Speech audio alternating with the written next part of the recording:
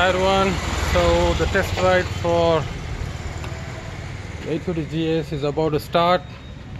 So I'm going to ride to Mahabalipuram and back and see how the bike feels. I got some initial impressions of the bike just by picking up from Mount Road back home, but let's give at least a bit of a long ride and see how it feels.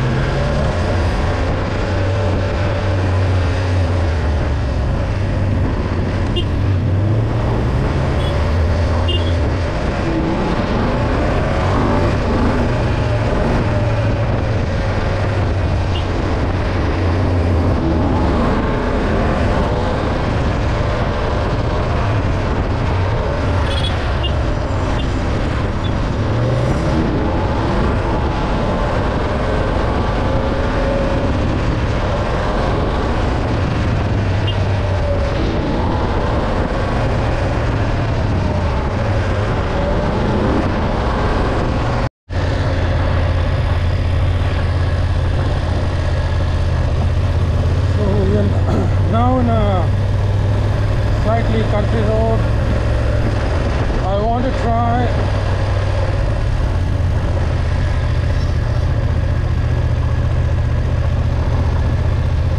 we'll do a simple off-road and check how it is.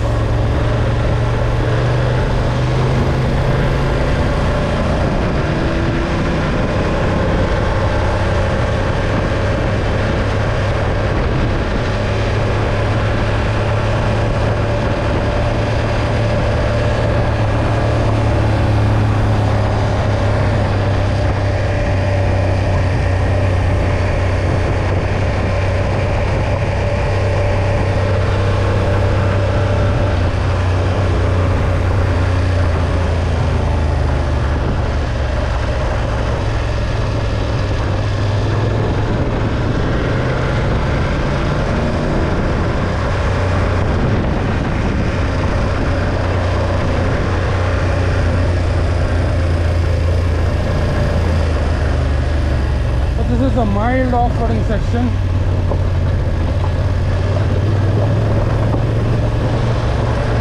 Suspension is very hard. I could feel all the rocks. Not smoothing out the road.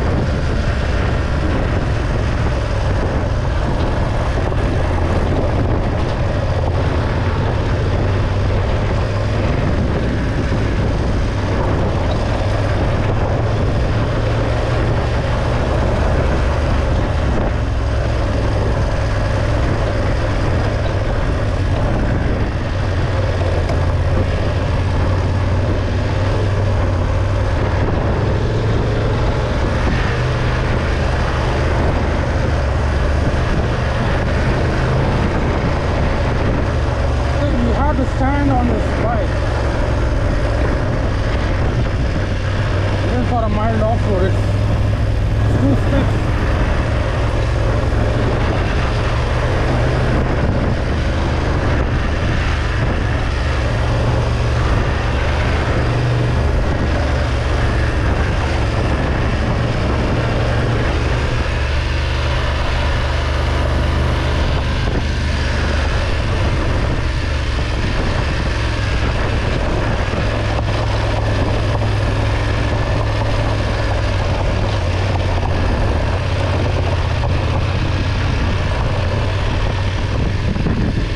Posture is better, but I do this on pulse just sitting down.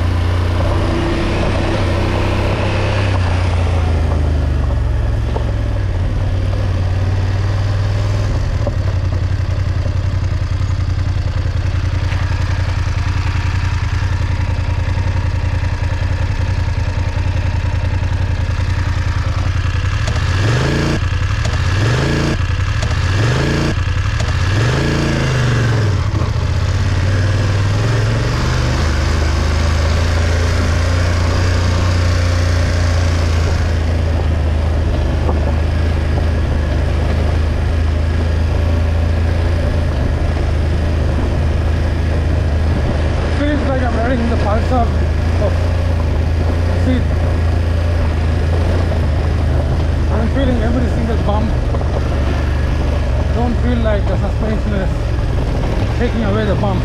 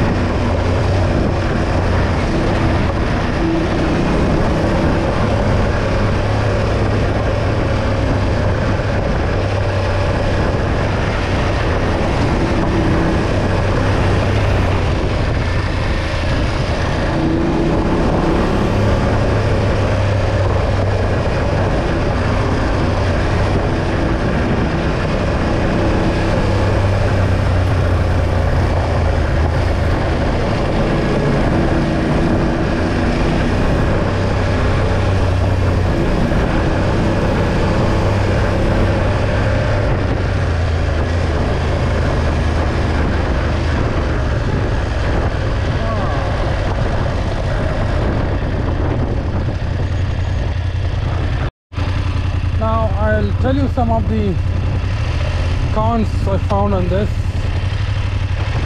The slow speed maneuvering is also not good. If you see, I'm on first gear. The throttle response is not that accurate. The gearing is actually tall.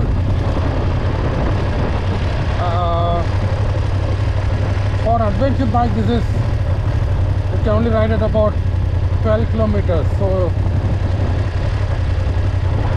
I would like to have a much higher, much lower gearing for first gear, and second gear is also very tall.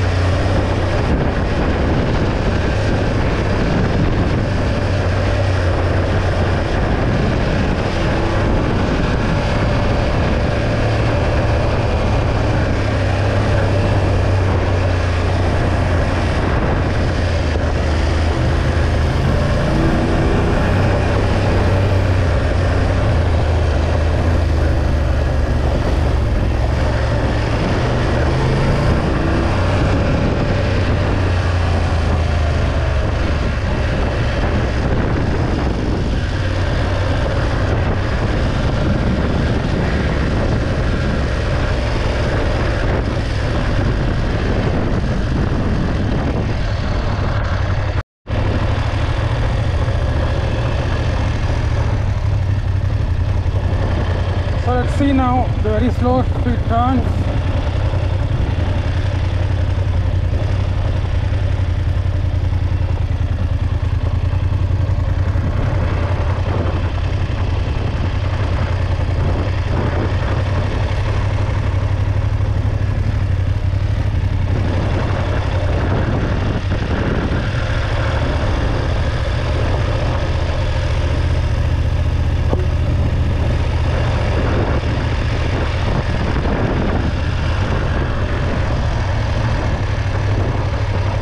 Notice it's actually going at 13. I can't go any slower unless I tap some brake.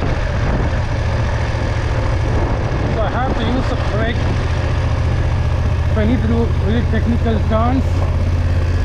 So the gearing is actually higher, so I would have to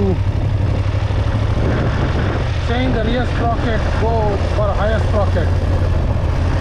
And for an adventure bike, the first gear is too tall. The second is, I would say, not usable in off-road terrain.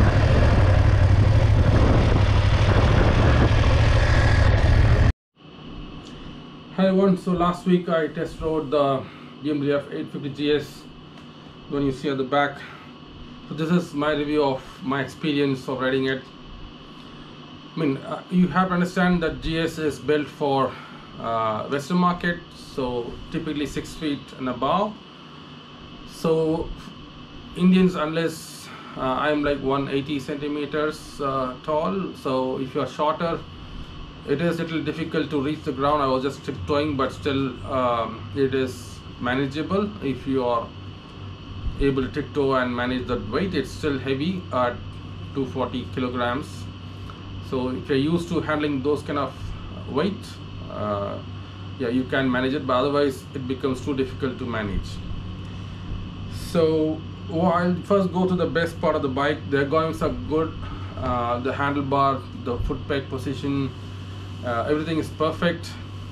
I would say the handlebar is still wider than needed, maybe because it's built for Western market for 6 foot plus people, but I would, in my view, I would say maybe cut 2 inches short, but otherwise it's a great ergonomics. The seat, coming to the seat is slightly slanted inward, as you see. You can Google and find out. So what that makes you is, it forces you to ride in a single position. It tires you a little faster. I would want a perfectly flat seat. Probably you could take it to a seating fixing company and get it straightened out, but yeah, that would be one small change. And the good part is it has great sound. The sound is really enjoyable. I mean, not to the level of Africa Twin, but the sound was very good. That was the one problem I had with Z900. Everything was perfect in the bike except the sound, which was too loud and annoying, but everything else is perfect. It's great for road bike, but this being an adventure bike, it's really enjoyable to sit. Very strong pulling power with 100 horsepower of it's great to have that power in your hand.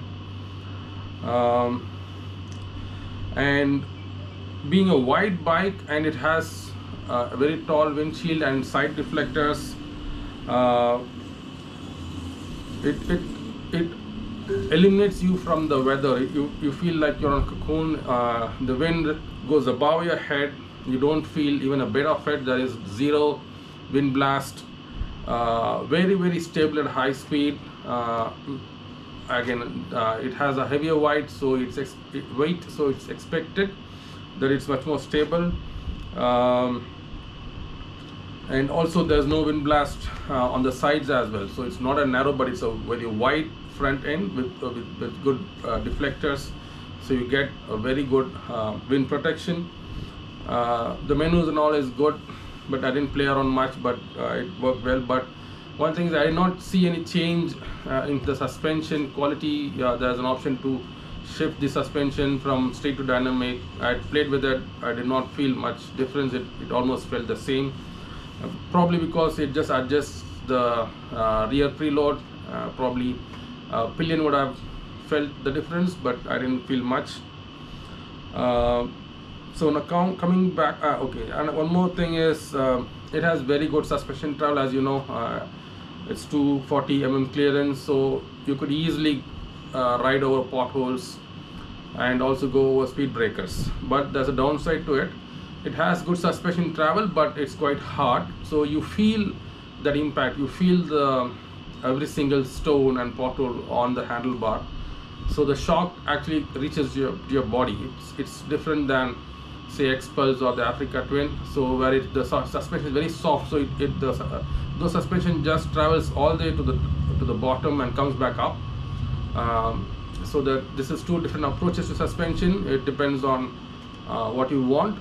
This kind of suspension with travel but harder will be much more planted at high speed, so you can really push the bike at high speeds. You will feel the confidence, but the negative side of it is you will feel the impact of rocks and potholes.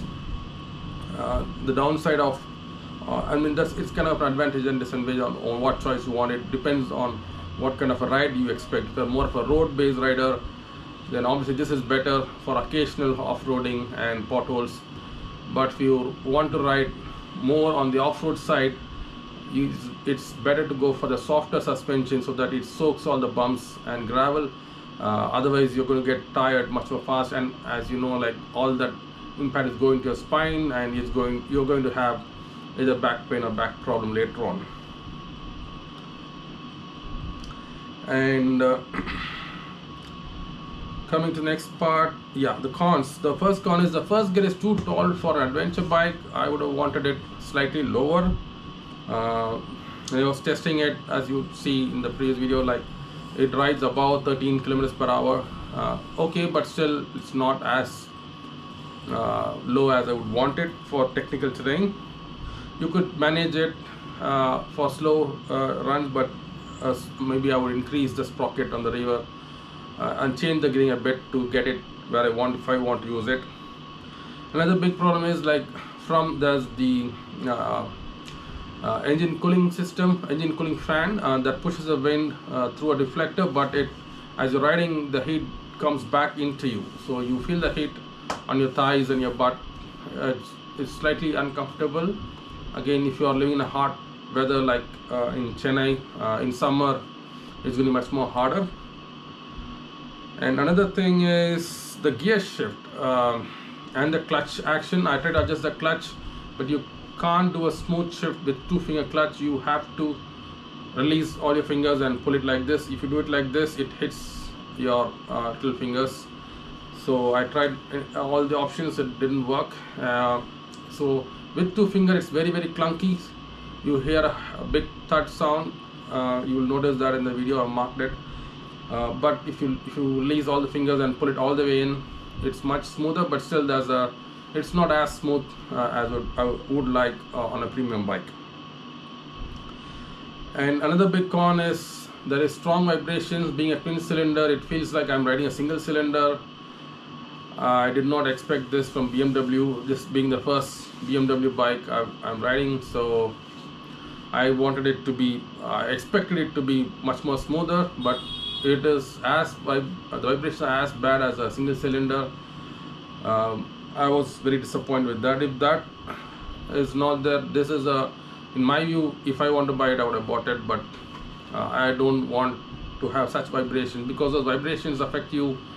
It tires you, you don't enjoy the ride. So unless you're not enjoying the ride, there's no use buying an expensive motorcycle. Another con is the seat has a slight curve, so it forces you into one position and it's not that comfortable. So yeah, I said clean it up a bit. Suspension adjustment, yeah, you don't have much adjustment on the front. There's no adjustment back, it's just preload. And there's no rebound adjustment. I would want a faster rebound. This is a very slow rebound. It's very soft, but in my taste, I want a faster rebound. But overall, it's okay if you can compromise on the vibrations. Heat, yeah, if you wear a more motorcycling pants, you may not feel it, but still, practically speaking, how many times you wear riding pants in your commute? Like, unless you're going for a long trip, you just want to take your bike and ride with your jean. But that's the two cons. But if you can look past that, it's a good bike. It's good value for money. I hope BMW fixes the vibrations in future upgrades. So that's the only reason I would call the biggest problem this bike. Rest all are acceptable and manageable. Thank you.